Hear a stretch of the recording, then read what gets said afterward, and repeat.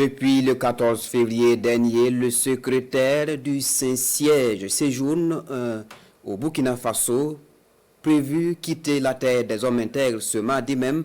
Le pays lui rend hommage au cours d'une soirée, qui s'est déroulée hier nuit et couronnée par une distinction honorifique. Le cardinal Pietro Parolin est fait officier de l'étalon. L'ambiance de la soirée d'hommage avec Daouda Ouattara et Yarkitida. Nous faisons officier de l'étalon.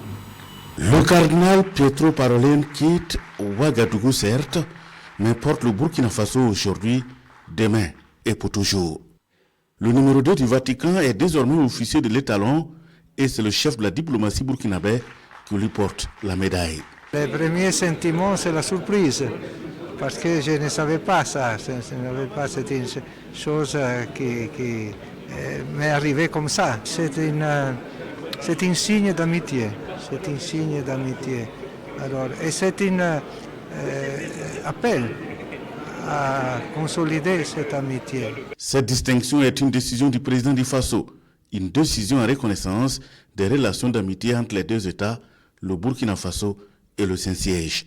Le Vatican, c'est un acteur important qui intervient, certes de manière discrète, souvent silencieuse, mais de manière très efficace pour accompagner le Burkina Faso, pour porter la voix du Burkina Faso au sein de certaines tribunes auxquelles nous n'allions pas pouvoir avoir accès sans leur intervention.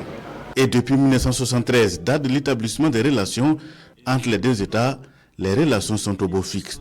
Mieux, elles se renforcent année après année avec le Saint-Siège qui allie discrétion et efficacité dans ses actions.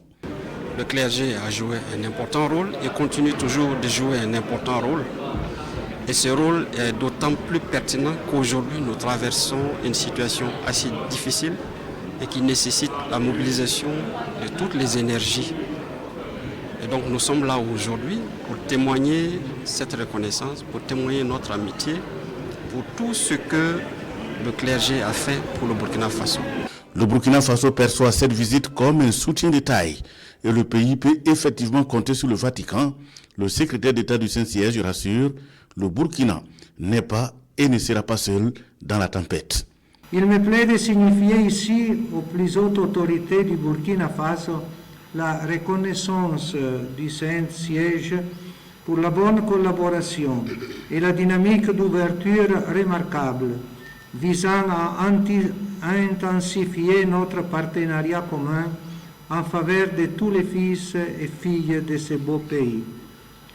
Je salue les autorités, les membres des forces armées, les volontaires pour la défense de la patrie et les Burkinabés de bonne volonté qui, avec courage et amour de la patrie, assument la tâche de restaurer l'intégrité du territoire pour en faire une oasis de paix.